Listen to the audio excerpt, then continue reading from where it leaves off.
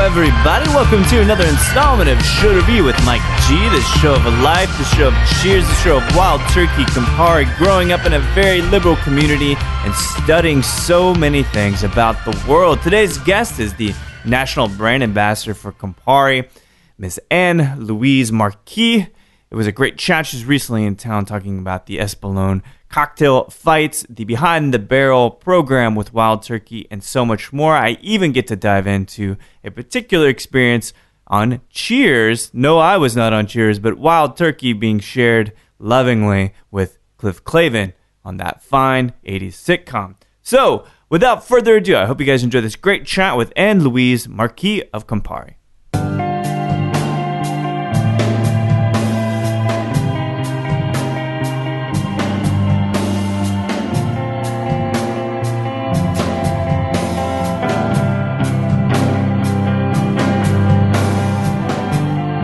Talking to someone and they look at their phone, even like to look up something that you're talking about, and everyone's sort of like, and goes away. So I'm trying to look. I mean, it's really hard, but I'm trying not to look at my phone as much.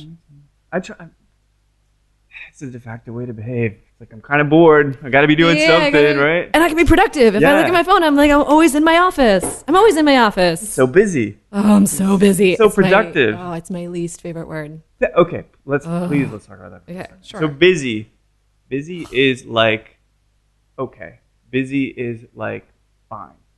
It's this word, right, that doesn't necessarily have, to me, any meaning anymore. Right, and it's meaning because everyone's busy. But also I feel like, unlike fine, it's a word we use to give ourselves a sense of importance or like communicate importance, I think. And I feel like at this point, everyone's busy. Like we're all busy, especially like at this point in our lives, in our career, in our 30s. Ambitious, you're going to be busy. Right, we're going to be busy. Like there's just no way. And I feel like when I was younger, I would say busy because I was unused to that feeling. Yeah. But now I'm very familiar with it. And now there's actually a new level of busy. And I understand that most, especially when I'm talking to like working parents, I just don't even, I go, things are great. Yeah. Because I'm not waking up at 2 a.m. with a vomiting kid. Or, I'm getting some sleep and I know you're not. I can see it on your face that I'm doing better than you. Whether I want to admit it or not. You know? Right. But so, okay. Yeah, busy. So I'm extremely busy because my whole life is spent on the road. I spend the next 3 months is basically 95% of my time. Stone, right? Yeah, I'm on tour basically with Campari America, and pretty much every minute I'm working I'm doing something. Like your I'm day occupied. doesn't end, right? Because you have the social ends. piece too. The paperwork and the face. My job is my professional life is also my personal life. There's just there's very little space. And the only real space is when I'm basically like when I go running or when I go to the gym or go to yoga. And even then I'm sort of doing that so that I can do my job better. Yeah. So and I factor that into my work hours that I require myself to exercise. No, I do too. Yeah, because the booze piece, you'll be unhealthy. Yeah. But because of this whole thing, this like ecosystem, this constellation of talent, this constellation of people that really function, how can you not be your job? I think that's a great thing, but I also think that there's some perils to that too. Yeah, like how can I not do my job or not be my job? How can you not be your job? Yeah, I'm always at work. Yeah. Like I'm always, but part of it is that my job is a personality-driven piece. I mean, they hired me for who I am and for my skill set. So it comes very naturally to me. It's not, there's definitely moments when I turn on my social stuff, and then there's times when I definitely escape and hide and don't talk to anyone. And I, I'll go home for the weekend and just sit in my apartment, or I'll go hiking. If I can be outside or be in nature and step away, it's really nice. Yeah. But I love what I do. So it's not like a burden. I really enjoy I actually like my job too much. Right. It's too, you're willing to let it bleed into all those aspects. And my boss keeps going, you keep doing too much. I'm like, no, I'm not doing enough. Like there's so much we can do, because in so many ways, I feel so lucky that I get to do this and get to be like, that this is my job is such an honor. Yeah. So I want to do as much as I can with it. So this drive, right? Mm-hmm. There's a lot of things to talk about, especially prime 32, great age because you can do so many things. I don't think you don't have any kids. Apparently, right? No. Which is great thing for some people, bad for others, right? But this whole piece, I know there's this undercurrent of acting, there's this undercurrent of LA, there's this undercurrent, there's a lot of different pieces, but this all starts out, Big Sur, is that where you grew up in California? Yeah. So I grew up, I was born in New Jersey. So I'm a third generation New Jersey girl. Yeah. In Cape May, but then we moved to California when I was 3 years old. Yeah. And my parents were very kind of, my mom, I don't know how interesting this is, but my mom was like a lawyer. Yeah. Lawyer, straight-laced. Loves, never met a sale she didn't like, like she's very straight. Yeah. And then my dad is this very sort of, he was the first generation of the New Age movement and this counterculture. Yeah. And my grandfather was an experimental psychiatrist, and my dad grew up in some weird situations. That's crazy. And my dad's really brilliant, but unconventionally so. So my dad can build anything. He's a healer. He's a master. Like, he knows all the plants. He's he's so smart. But not he dropped out of middle school. Right. He's a man of the world instead of academia. Right. And he's not an intellectual, right? It's like, he didn't ever fit into like a social structure. And so we moved, when they had me, they, in a really sweet way, decided where's the best place to raise her? Where's the best place to do this? And they my aunt had moved out to California before I was born, and invited us to move out and live near her. And so we moved to Espolon Institute, which is it's essentially like an educational retreat center, is how we would think about it. It's not a commune. Yeah, I don't know how to classify it. Right. I'm just looking at you. Like, I'm trying to figure this out. Yeah. So it's not a commune. It's like it's an educational personal growth retreat center. So there's an element of communal living and intentional living, but it's very much a school and a center. So it's a place that it was basically the heart of the human potential movement in the 70s and 80s, which was this idea that drove modern psychotherapy, art therapy, dance therapy, massage in the U.S. Yeah. What part of the states did that kind of start? It's in California. No, so this movement itself. It's like it came out of. It was all these thinkers that were kind of in the Bay Area, and they were all going to University of the Pacific, and it was like Alan Watts and Michael Murphy, and and my grandfather was friends with all of them. My grandfather went east and started his own thing, and these guys went west and started Espolon Institute, and so So my dad was sort of the first generation, like, son of that, and so then they raised me at this center with all the other kids. So all our parents were like massage therapists and like nature hike leaders and workshop leaders and therapists. How does a lawyer adapt to such a living? So my mom was like, I mean, I'm an only child essentially, and my mom's the only child. My mom had me a little bit late and was just basically said, I just want to give her the best life I can give her. Yeah. And my mom told me this a few years ago. She said, we wanted to move somewhere where your body would be raised. It's basically like a discussion of terroir. Sure. And I talk about this all the time, but like, and she's like, we wanted the terroir to be good. Like, we wanted you to grow up somewhere where there wouldn't be chemicals in your body that so basically for your next generation wouldn't be affected by, at the time there was a lot of fear around like stuff in the water how, it was right when like autism was kind of becoming aware of it and what was causing it, and they didn't know, and they wanted to live somewhere very natural so that my body would be natural to have kids. Relatively selfless endeavor then. Incredibly. For them to get up and move for you. Unless you've been to Big Sur. And then it's the most beautiful place in the world. Yeah. And Espolon is so spectacular, and it's perched on this cliff on the Pacific Ocean, an hour from any town, and it has natural hot springs. So there's these incredible, beautiful natural hot springs. There's organic food that grows in the garden. There's 3 meals a day. There's a preschool on site. So growing up there was like Shangri-La. Like, we had so much fun. That's amazing. And it was just like they just let the kids go wild. And of course, because it's like an experimental place, the school is experimental too. So it was very like, let the children do what they want, let the children eat what they want, let the children explore, let them whatever. And the only rules were there was no hitting and there was no helping. No helping. What exactly be? So, like, if you can get up, you can get down. Got it. Okay. If you can, so they were raising independent, free. It's all theory, right? Like none of it we don't know. And some of us turned out great. And my friend has a dual degree from Berkeley, and she's getting her master's in business, and she's incredibly successful. And then there's kids that are totally lost and didn't, because it didn't give them enough parameter, right? It's parenting too. It's like the school can only do so much, and the school was really special, but then your parents have to also help guide you. Oh man, is it one of the everybody loves everybody almost literally kind of things, or is it more cerebral than that? It's not a physical kind of connection. I joke that I grew up in one long contact improv jam. Like my whole childhood was just like a lot of touching, which is hard. You know, as I grew up, it was harder because people equate touching with like intimacy later in life, and they don't take it as just like affection, like innocent affection, positive reinforcement. Yeah, so I can be a little touchy-feely, and I get in trouble for that, but not as much anymore when I was younger.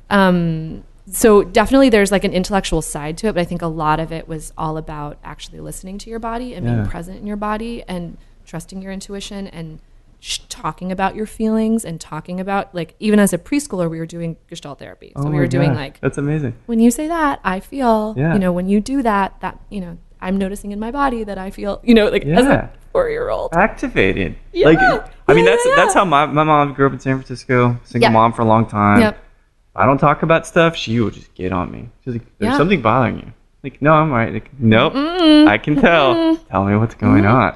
And, you know, I guess in all fairness, this is probably one of those avenues in which I do the same thing. Thanks, Mom. I pass it now down to every guest. But the thing is like, because you have so much freedom and there are no limits, really. Because there were no boundaries. No boundaries whatsoever. How do you begin to start to assemble a paradigm, a perspective on who you are and what you want to do as you get older? Well, I think there was a couple of things. One, as a kid, that were really important to me. One, as a kid, there was no limit on what I could do. It's like, you can do anything you want. You can go anywhere you want. You can travel the world. My dad always told me stories about going to see different places in the world, and or if I wanted to make something, I would let's make it. We would build it. There was never like a box of like, oh, we can't do that. It was like, if you want to build a house, we'll build a house, and we'd build it out of trees and like sticks and dirt and whatever. It was just incredibly creative. And then the second part was that all through preschool to high school, like, and in just at the edge of college, there was never a sense that I couldn't do something because I was a girl. That's great. Like, my gender never, and I've talked about my friends. I said, you guys, did anyone at any point tell us that girls do this or boys do this? And it was like, nope, we could just do whatever we wanted because we were people. Yeah. So that it's almost like, was really special. It almost doesn't feel that way now. I mean, often it doesn't necessarily feel like that. I feel so lucky. And so I just always felt sort of like this wild, you know, like almost semi-feral. Yeah. I mean, the photos of me would back that up, like just hair everywhere. My mom used to hose us off at the end of the day. Oh, that's amazing. You all been to county, boys. Yeah. And so out of that, I think we were just all encouraged to do whatever we wanted. So some of us got really into art, and some of us got really into science. And I just always loved performing. Since I was a little kid, I would put on shows and put on plays, and it was never like, oh, you can't do that. It was like, sure, here's how we're going to do it. Here's the skill set, and here we'll make a stage right here. And the community was very supportive too. Yeah. So the community would all, because there's nothing else to do. So what was something at that point? Because I think of Thriller for me. Right. But what was something for you that, like, I really like this guy or this girl. This is really inspiring me musically or trying to think cinematically. We didn't have pop culture. Oh. So this is something that's a little funny. So my friends make fun of me because in college, I heard the Counting Crows for the first time. And I was like, this is really good. And they sort of looked at me and they were like, I didn't hear the Beatles till I was in high school. Wow. I mean, I didn't. It wasn't like I was guarded from it. It's just that my dad listened to Bob Marley. Yeah. My aunt listened to like world rhythms. I grew up with a drum circle almost every night. Like I grew up dancing with Babatunde Olatunji, who was one of like the first people to bring African culture to the US and African music and dance. So I grew up doing like very kind of world art. Yeah. But then my friends would sort of get like the Beach Boys or Gloria Estefan or those things, and they would sort of filter in. But my connection was musical theater. I was Amazing. obsessed with movie musicals. So Oh, please. Give me a couple. okay, I love this stuff. So well, where to start? So I think The King and I. Oh, yeah. So all the Rodgers Hammerstein. So King and I, Sound of Music. South Pacific, right? South Pacific a little bit. South Pacific is actually a little edgy. It's dark. It's dark. There's race relations. There's a lot of like sex and stuff. And so we didn't do that. So, but Hello, Dolly. Oh, yeah. West Side Story was probably like an Annie, of course. So I grew up watching those. Like that was really the thing. I mean, influenced me. It still does. That's incredible. Yeah. So it's all movie musicals. Did you? All right. So did you like La La Land? It's different. It's not necessarily. Fine. I thought it was really sweet. I don't think it was the best movie of the year. Yeah. Oh, it wasn't. Well, Actually, it wasn't. Yeah. Okay. I think that sometimes you see a piece of work and you see that they had a lot of really fun ideas. Yeah. And then they try and like push all the ideas together, and it's not necessarily cohesive. I see. And I mean, I hope, if you're listening to this, La La Land, I thought it was great. But I'm a huge fan, massive. For sure. And I love the soundtrack, and I listened to it in the car, and I danced around to it when it first came out. But it was, and I also actually loved that it wasn't like a sweeping epic, and I love that they don't get back together. I'd just been through a breakup right when it happened, so I was like very touched by that story of people having it not quite work out. Yeah. That breaks my heart every time. Just out of grasp. Yeah. Just almost, but not quite. Yeah. So it was fine. I mean, modern musicals like Moulin Rouge. Like I love everything Baz Luhrmann. Yeah. I feel like there's another musical in recent memory that was really fun. I'll think of it. There's all there's Chicago, the film, which is right, and those are really fun. Yeah. But just a new musical that's not a play that gets that.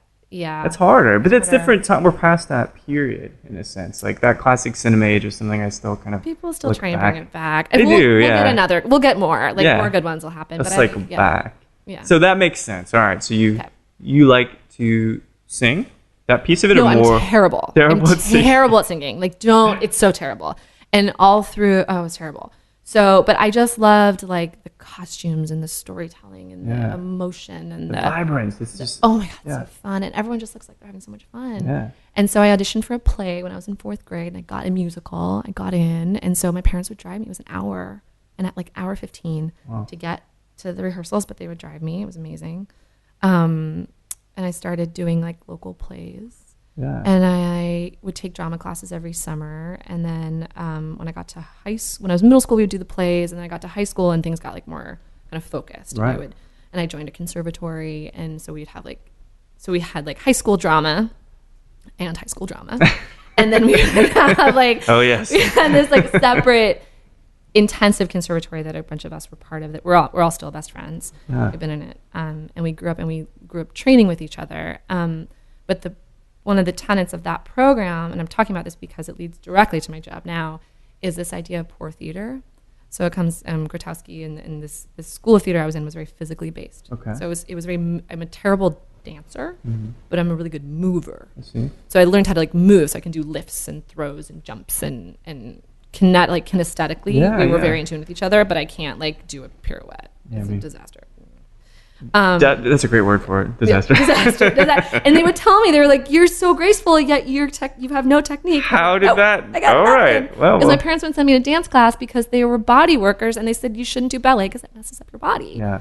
And so they wouldn't let me do gymnastics because unless someone's really attuned, you can really hurt yourself as a small, and you form, and some of your body's forming. Yeah, absolutely. You can mess things up. They're like, you can do African dance and yoga. Is what you're allowed to do. All right. Yeah, fine. Mom. Sure. Great.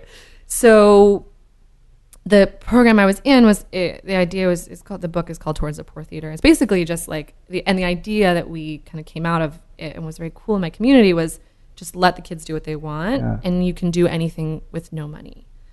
So as I moved into these jobs that I've had ever since then, it's been low budget, but you can do so much with storytelling, and you can do so much with just simple things that are very impactful.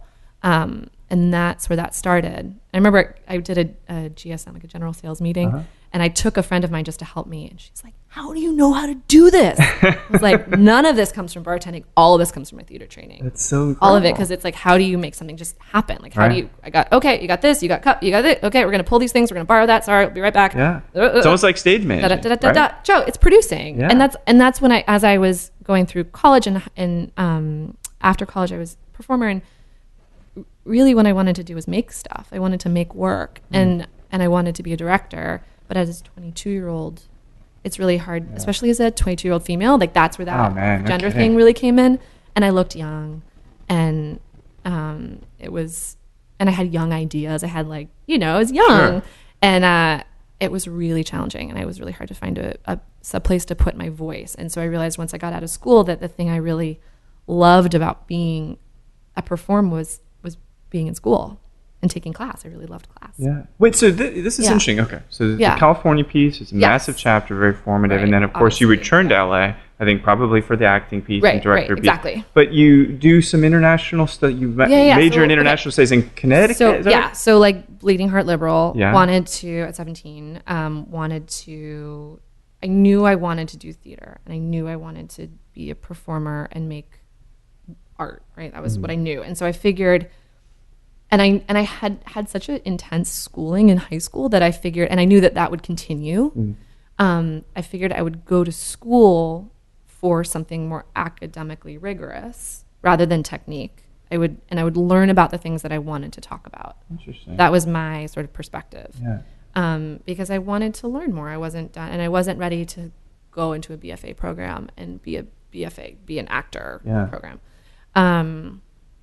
So I looked at a bunch of schools, and Trinity in Hartford, Connecticut has a international rights studies program, like a human rights program. Yeah. And that was really interesting to me, especially at 17 when I don't know what that means, right? Which you realize it's like a lot of policy and a lot of like really boring meetings and things. Yes, however, a lot of that. Impacts people's lives. It very much impacts people's lives, but it was also like very intense and heartbreaking and the atrocities. Gory and very sad. And so I was really intrigued by that, and so I applied to Trinity. I got in early acceptance. I remember I stepped on the campus and said, this is where I'm going. We went and looked at a bunch of colleges, and I was like, this is it. This is my school. Oddly, because I am in no way a cultural fit. Yeah. In any way. Why? Is it more straight-laced? I mean, you said it's Oh, my God. It is. Okay, so I thought liberal art, because I'm 17 and I'm from California.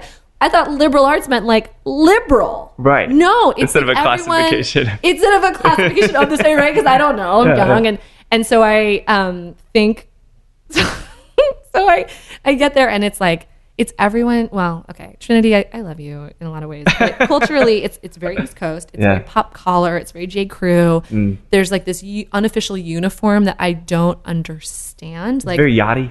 It's very bougie, waspy New England. It's people that, all went to like New England boarding schools and then like feed into these New England colleges. Right.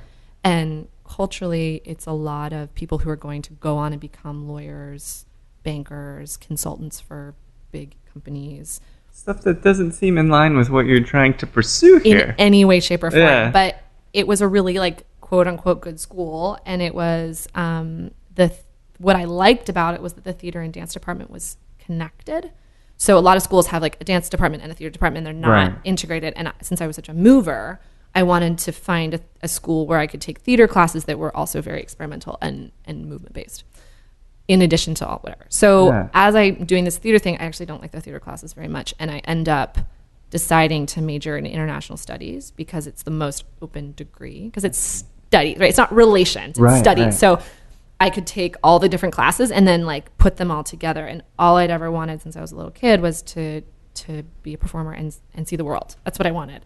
And so I decided that I would do I would do Asia as my focus. Which area of Asia? So I focused on India. And I went tying it back at all, the kind of spirituality, all of it. Yeah. My mom, when I came home with my books, my second semester, my mom was like, Anne-Louise, we could have saved so much money. You could have stayed home. You could have taken all these classes at Espolon. All of this, it's like Buddhism, Hinduism, like all. But I was also like seeking out my roots and seeking out to understand where I came from, and so it all kind of fit together, and and I ended up writing, like, in my senior year, writing this whole paper about, like, how Espolon influenced Chinese medicine.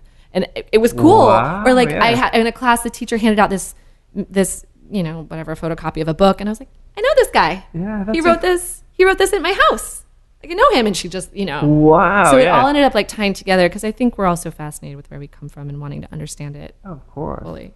So Introspection, man. Yeah. And also, I think when you're a kid, you don't fully, I did not understand what was going on. Like, I did not understand that people were doing very intense personal work and very, like, you, as a kid, you're walking around and you see, like, you just hear someone, like, primal screaming in a workshop room, and you're like, that's just what it sounds like here. That's just what people do, you know? I like that, though, because, so if you look at the Maslow, the hierarchy, right? Self-actualization is the last piece, because it takes so long to arrive at, and it takes years of introspection, deep thinking, trying to understand your essence and your purpose in this world, right?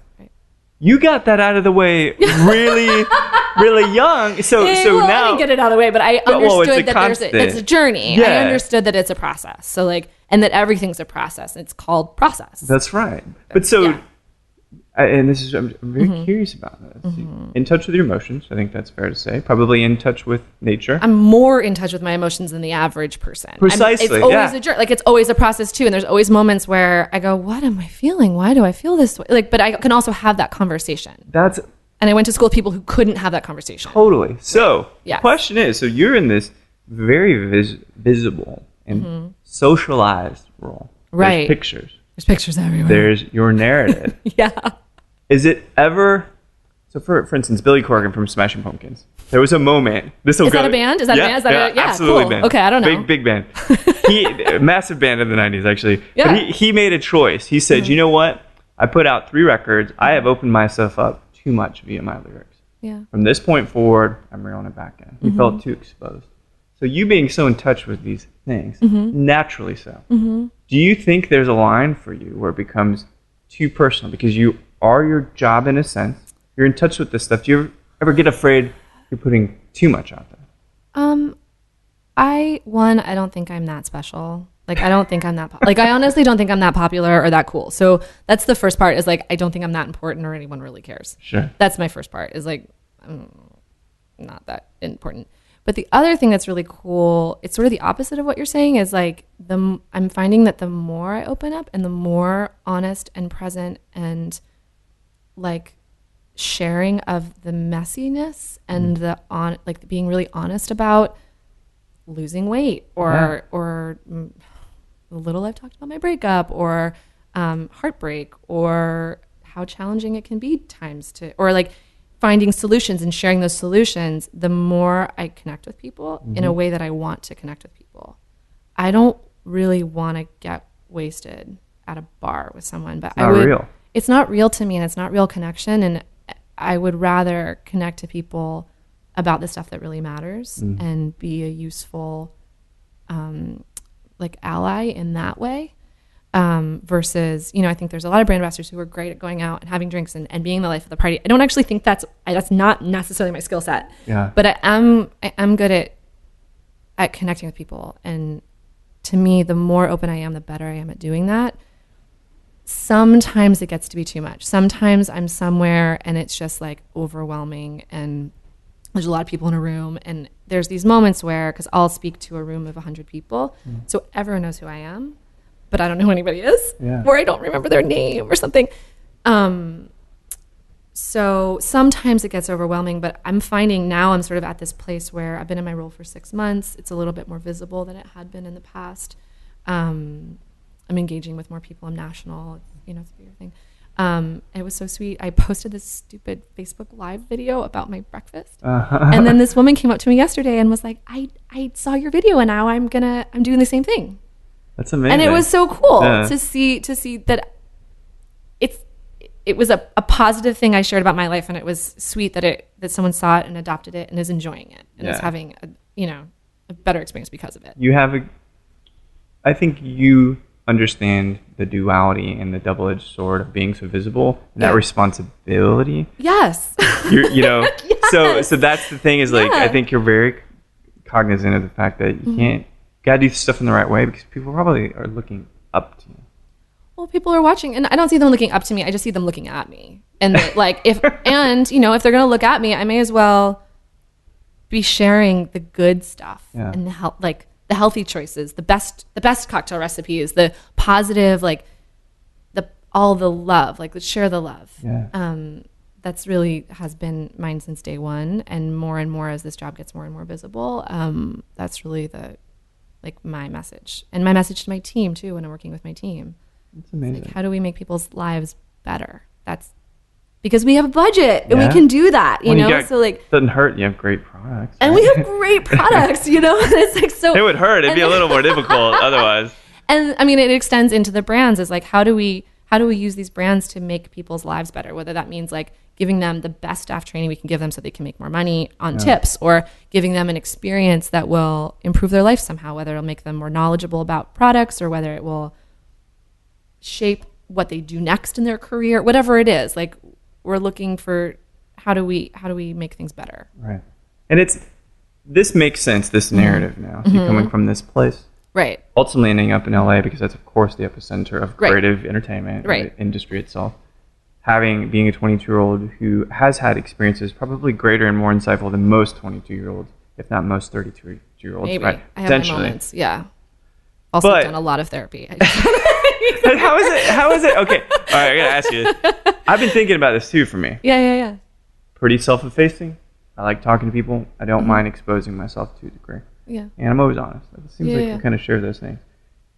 And therapy still is something worth pursuing, you think? Oh my God. Yeah? Yeah. I mean, I miss it. I really miss it right now. Yeah. I think that the very common thing that's said about therapy is like, I go to the gym every day to work out my body.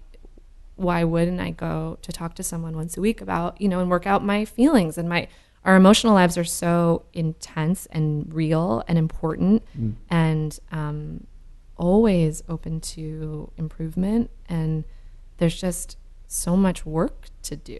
Yeah, always. So like, I always recommend, like, what if you go to therapy? And people are like, no, I don't want to go to therapy. I'm like, it's not because something's wrong with you. I know, There's nothing wrong with you. It's preventative maintenance in effect. It's great. Right? Or like, I almost like when I start, like, I just want, when couples start dating, I'm like, you should go to therapy now. You should work through your goals together now and talk about what you want so you can work on it. Like, all this guessing. Or when people start a business partnership, I go, you guys, before you start this business, you should go to counseling. You should set up and have a space to be really honest and clear. Yeah. Because I think it's really hard for people to be open. I mean, it's hard for me. Right. Yeah. If it's hard for you, then it's going to be really, really tough for other people. Right. And I notice I have these conversations with people and they go, I've never had a conversation like that with someone. No one's ever asked me what I wanted. Right. Well, you don't ask yourself? Come on, what do you want? Yeah. Where are you But sometimes it takes that person to, in a sense, inspire and empower them to be able to bring those things to the forefront. Career-wise, which is what you're out there doing, say, via training. So we'll talk about this role now with Campari and my Wild Turkey. One of the greatest things. Time, I want to share one thing about Wild Turkey. Okay, tell me. So I've been going back and watching Cheers from the beginning. The best. I actually need to do that too. It's my God. Yeah. It's still great. Once Woody Harrelson enters the show, probably some of the best comedy ever written, easily. And I remember watching him when I was a kid with my mom and stuff. Right. So Cliff Clavin, everybody knows Cliff Clavin, the lovable, befuddled mailman. Postman. That's right. His mom he's in his 30s at this point. His mom's never had that birds and the bees talk with him. And she's like, oh, Clifford, in that kind of interesting accent she has. And they're both sitting at the bar. She says, Cliff, I'm going to tell you about the birds and the bees. Wild turkey, Woody. And so they bring a bottle of wild turkey by name. It's on the bar top. It's the bird. And they're working through this whole thing together, drinking a bottle of wild turkey. And so she takes a sip of it, and she's an older lady, it's his mom. They start talking. She's like, oh, Clifford. And she pours like 2 shots and just keep down. I'm like, wild turkey has been here forever. It's been a piece of our social construct. It absolutely is part of it. I love our brand so much, and I'm so lucky to work on them. But I love them all for different reasons. And one of the things I love about Grand Marnier, it's also a thing I love about Wild Turkey, is that it's intergenerational. Yeah. So it's something that people, once they're 21, responsibly share with their family. So it's something that goes back along, has lineage and has history. They're not, new brands are really fun to work on, and I'm sure, I've never worked on one. But actually that's not true. I worked on Pisco. But when you have like these people have an emotional, sometimes it's a problem. Sometimes it's like, I drank a lot of that. Right. I drank that in college, and they have sort of a pushing away of it because they're just missing it because they know it so well. But if you can remind people and tap into that emotional core of it, there's so much love for these brands. Yeah. There's actual earnest love, like deep love. Like, it's so interesting to watch people connect, because I have to always remember how I felt when I was a bartender, how I felt about brands before I worked on them, because now it's very different, and now I'm in marketing and I see brands a little differently. But when I was a bartender, to touch a brand was very meaningful, and to meet someone who worked for the brand was very meaningful and very cool. And so to get to work on something like Wild Turkey, where we have master distiller, we have the oldest. Jimmy's the longest 93 tenured now or something. He's up there. Yeah. He's the longest tenured working master distiller in history. That's amazing. So he's been doing this for over 60 years. And then his son, and then his son's son is now is all part of the business too. So when you have an opportunity to work on a brand like that with such family history, it's so special. Yeah. It's an incredible thing. Yeah. I mean, so this all makes sense then, that ultimately your love of coordinating things, people, emotions, like experience, aesthetics, and working with people, sharing with people, lots of sharing. My acting teacher used to be like, "Why are you sharing so much?" I'm like, "I love sharing. I grew up in this preschool where everything goes about sharing." So like sharing and communicating and hosting, creating experiences for people that are heartfelt. And I hate this word authentic because I feel like it's overused now. But maybe. I don't know. Well, that's a good question, actually. I think that the word authentic has been co-opted to a point where now it's not the same. Everyone's using it, so now we use thoughtful. So thoughtful is the new authentic. Got it.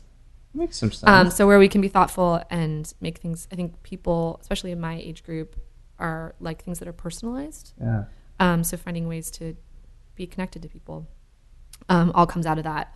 Do you want me to talk about my bartending just real quick? Yeah, please. We got to LA.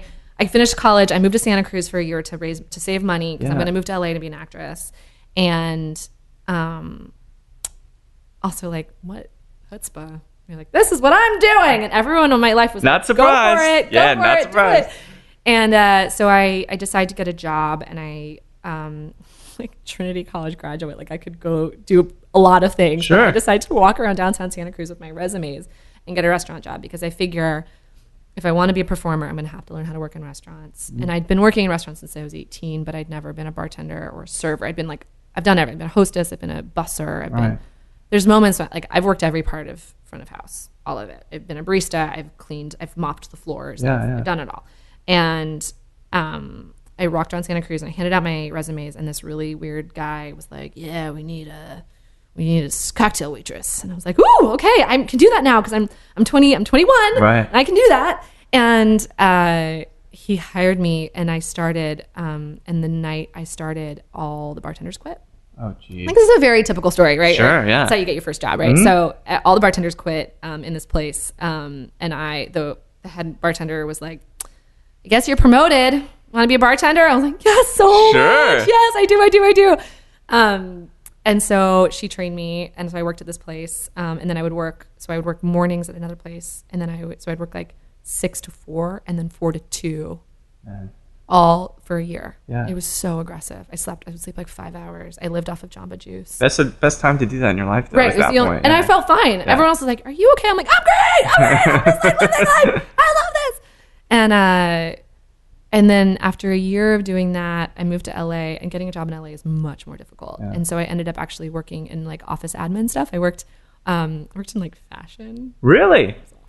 So awful. The absence of your kind of roots, in a sense. Oh, right? It was awful. It was so awful. But it was connections from Espolon that got me this job, and I'm very helpful. I'm very helpful. Like if everything goes wrong in this life, like I will be someone's excellent assistant. Yeah. And so I feel like I'm everyone's assistant anyway. So I moved to LA, and then I was looking for a restaurant job. In LA, it's like, you can be a hostess for 2 years, and then we'll move you up because it's so competitive. Yeah, they just can be like that. Right. And if you're not keyed into the community, it's really, really tough. So I went from, I got a job, and then I got like this whatever. Anyway, I ended up serving tables at eventually like hard fought because I speak French, which is a whole thing. So my dad, that's a whole nother story. Well, there's Marquis, right? Oh my God. Well, okay, but I'm fake. It's a total. Oh, good, I'm good. Faux française. So am I, actually. Yeah. So just to backpedal, when I was a kid, my parents split up. My dad married a French woman and moved to France. Right at that moment where you choose what language you speak in middle school, like in California, you choose in 7th grade. And so I chose French because I figured I have this whole new French family. I'm going to learn how to speak French. So I took French all through middle school, high school, and college. And I had a French stepmom. And I would go to France every year. So perfect. It was perfect. I mean, the small coincidences that happened in my life that led to the thing. It's so crazy. But I've ended up basically only working on French brands until now. That's incredible. Because I would get these jobs because I spoke French, or mostly. I didn't realize that. Because I just like, well, there's some absinthe in there, some Pernod. Pernod and then Marnier. Right? And that was this jump from Pernod to Marnier that made sense. Because it was like, why would you work on an absinthe and then go work on this thing? Yeah. But they're both French, and they're both classic French brands. And I sort of have this classic French name and this classic French history. And I have all this. I've been going to France every year since I was 11 years old. And that makes perfect sense. My second home. My family's French. So I got this job serving caviar. I'm also vegetarian. Oh, geez. So I'm serving caviar in a caviar restaurant, and like it was not my skill set. Gut wrenching a little bit to like have to do that. I would imagine it tasted like something else. So as a vegetarian, I was raised vegetarian. Yeah. I don't have a judgment really. Like I can't, otherwise I wouldn't have friends. So you just sort of like deal with it. And I would just imagine that the caviar tasted like something else. Okay. And we predominantly sold like sustainable, like Savruga, like from the Delta. It wasn't, it's beautiful caviar, but it was mostly sustainable. And so I was doing that, and one of my regulars was like, "Girl, you are so talented. I run, do you ever want to be a bartender?" I was like, "Well, I would love to be a bartender, but it's impossible to get a job." And she's like, "I run a bartending school." Oh, man. So I went to bartending school. I went to like the American Bartending Academy, where you learn to, so they play the radio full blast top 40. You sit, it's a week-long program, and you sit and you learn recipes, you memorize them, recipes you will never make in your whole career. Of course not. Ever. And you make it with colored water. So you can see the pores. Well, also because like the drinks you're making include colored products, right? So it's like purple and blue and green and brown, because you're not using real alcohol. So you never once during bartending school, these bartending schools, which is why I'm sort of like an deep advocate against them, but also I credit my whole career with it, so I can't like totally hate on it. But because I went to that bartending school, it happened. She's like, "I'm going to put you in Andrew's class," and Andrew teaches like the Beverly Hills style of bartending. He teaches real cocktails. And I was like, great, that sounds really interesting. I'd love to do that. Because I was just hustling. Like I just wanted to like make money and make the best, and also do the best job. Like I've always wanted to do the best job. Well, yeah. You want to do those things well. Right. So so this guy, Andrew, is he's insane. Like he's so talented, but he's so, people that are just sort of like fixate on things and they just like, right. So the thing he chose was cocktails. He was a chef and he found cocktails, and he got like so into the history of it, and so he would teach this class, and then he'd be like, "By the way, I also teach a real cocktail class in my home. If you'd like in my bar." And so I signed up for that class, and it was like $300, and it's like a week long, and you go, and he has like a full pre-prohibition setup. It was the first time I'd seen this. Wow. I didn't know what any of this was, right? And and he's teaching these recipes. So he takes you from grog, from like the first, just like some basic rudimentary things. Yeah, he takes you from like heated, like the very beginning, right, into basically like the last word. So you travel through over the week. You learn all the different styles, and the way he teaches them makes you able to make any drink, because you learn how to break down and categorize drinks. So it's not by recipe, it's by style and family. Yeah. And you learn the why of things. Why is it? So he's incredibly dogmatic. I am not. So I took that class. I understand it. I can speak that. I can talk about I can talk about like a dark and stormy being a charged grog. Like I can talk about that. But Does that interest you though? I'm going to say it's a highball. Yeah. No, it doesn't. I mean, there's moments where I think that we should call a thing what it is. So like I'm really careful. I call things mixed drinks. Right. I call it a drink. I don't call it a cocktail personally, unless it's a cocktail. I see. in our published material, we often just call it cocktails because everyone else calls That's it cocktails. What they call it, yeah. But, I try and be careful because I think that we should elevate things and we should be smart and we should be accurate in the way we describe things. So I really try not, I'm sure someone will find some example of me doing the wrong thing, but I really try and stay consistent to honor those traditions of those classic drinks. It's the art. It's paying homage to the art itself, right? Yeah, and it's like, why are we doing it if we're not doing it right? Like, why not? Why would you go off a 2 ounce? Like there's a 2 ounce build for a reason. Like, there's this many dashes of bitters for a reason. Like, why are you making a 5 ounce martini? Like, you shouldn't. That's just not.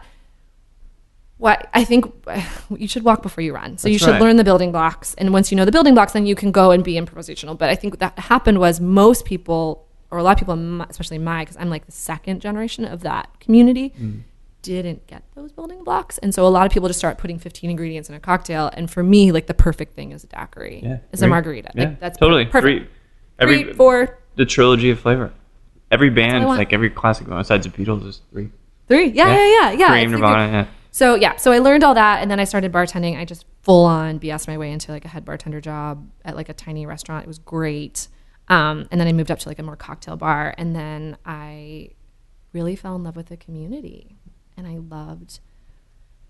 I just saw this world where I could be part of it, and where people wanted me to be in it and wanted me there and were interested and wanted to, like, you show up to an audition and there's I just don't care. 5 women who look just like me, like all of us with brown hair, I had bangs, brown hair, bangs, like with our little photos, and like I'm the fattest one and I weigh 125 pounds at the time, and so I'm like the biggest one, and they all have like these huge resumes, and I've done like one YouTube thing, and then I walked into the cocktail scene and they were just like, welcome, hi, what are you doing, where do you work, arms we'll come wide visit open, you, like we'll come see you, what are you making, what are you working, because it was still very much new, we didn't have this yet, and I saw an opportunity, and I was not loving LA, I was having a hard time, and I didn't like serving people who were driving, and my best friend at the time lived in New York, and I was like, I need to get out of LA, I need to try something new.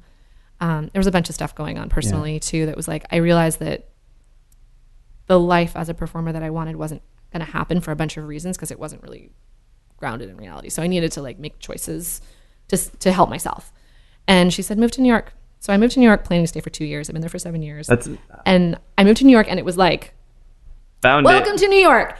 You want some friends? Here's some friends. You want an apartment? Here's a rent control apartment. You want like, everything I wanted. They're like, you want to do cool stuff? Here's cool stuff. You want some money? Here's some money. Like everything just fell into place, perhaps. My second night, my third night out in New York City, I went to a bar.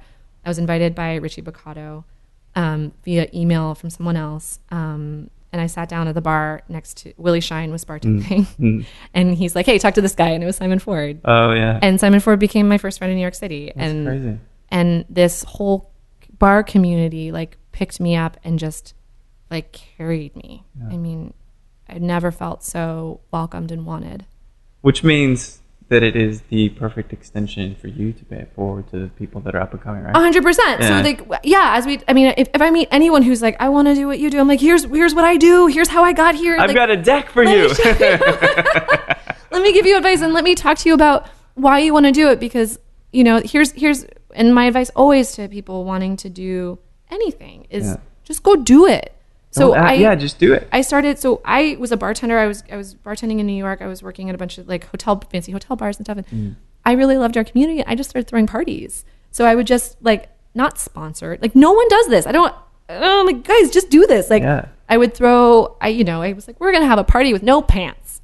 So we bartended No Pants Party? That was like the original name of the podcast. No Pants Party. Yeah. No Pants Podcast. And then, I said, let's do a running of the bulls, because Ivy Mix was sad she was missing running of the bulls. I was like, let's just throw. I didn't even know her that well at the time. I was like, let's just throw running of the bulls in New York City. And so we had people dress up like bulls and people dress up like Spaniards, and we like ran through the streets, right? And there's no brand attached, so no one's upset or scared. Right. And then we did I called it Reckless Brunch, and we would like do brunch on a Monday. So you're being a bold marketeer at the time and not even realizing that that's what it is. I was just throwing parties because I thought it was fun. Like I thought it was fun to all I want to do is like make cool stuff happen. Right. That's all I want. So like the fact that I have a job that lets me do that is really convenient because I mean, I would do it anyway. Yeah. I would be doing this. Getting paid for the thing you love is kind of cool. It's really cool. Yeah. And I mean, I also do a lot of stuff, that is not necessarily in that wheelhouse. Like I do a lot of, admin and paperwork and communication stuff. But that piece of it, like as my boss always makes fun of me. She's like, you and your construction paper. It's like, I just want to make stuff for people. And I want to make stuff that is interesting to me. And so... Feels like the role allows you to do that. Well, I make the role allow me. I think, and that's what's cool about these jobs is you can, if you're clear about what you want, you can have it. Yeah. But you can also not have the job and do the thing you want to do too. Like nothing's holding anyone back. And it's so interesting. I see so many people who they're the only thing holding themselves back. They're the only piece of the puzzle that is not absolutely open and willing to let them do it. And it's a much larger conversation, which I hope we can do this again, but talking about fear, talking about love and the kind of rejection or the acceptance of both those things, that really empowers you to be able to do things. Just stop being afraid. Or find out what you're afraid of. Like, go do it. Yeah. Have the worst thing happen. It's not that bad. Yeah. Like, they'll say no, or like, but it won't kill you. No one. You won't die. I constantly think no one's going to show up to my party. And I'm like, you know what? If no one shows up, it's going to be fine. Yeah, it's fine. It's totally going to be fine. Well, so you've got, this is an amazing thing. You guys are heading over to Haymaker. I think you're going to visit some friends, some syrup makers, the Library & Co. guys. I think that's what's going on. These guys make some great syrups. But I've got 2 questions left for you. Okay. One. This time flew by. Yeah, it really does. That's a great piece of it, right? Yeah. I have no idea how you'll answer this question. This is why I'm really excited to ask you. You are in any bar, your favorite bar in the world. Oh, God. Okay. And you're drinking whatever you want. Let's just say Wild Turkey Bourbon 101, which I just happen to love. Sure. I love it. And you can have a conversation with anybody living oh, God, I hate or this deceased. Question. Oh, it's so stressful. It is. But this question is about who you are just right now in this moment. It doesn't have to be this culmination, right? Who's on your mind these days? Who would you like to sit down and chat with? Oh, my God. That's such a hard question. There's this incredible writer named Beryl Markham, and she was a contemporary of Ernest Hemingway, and she only ever wrote one book, but she was one of the first female aviators in Africa around the 1920s. So she raised championship racehorses, and then that wasn't enough of like a high for her, so she became a pilot. And she was one of the first people to fly from Africa to England, and she's had like incredible adventures. And then she wrote it down in this book called West with the Night, which is my favorite book. I reread it. I try and reread it every year. And her writing is so beautiful. Wow. And I think, and I also feel like she could probably like put back a few, like out of as Africa. All good writers can. Out of Africa is a little bit based on her story. Oh, no kidding! A little bit, okay. Yeah, a little bit. Yeah.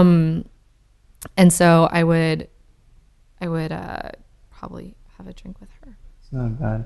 Now I'm going to go back and research her. Oh, she's amazing. Just killer. That first chapter, you're just like, you can't breathe. It's so good. Amazing.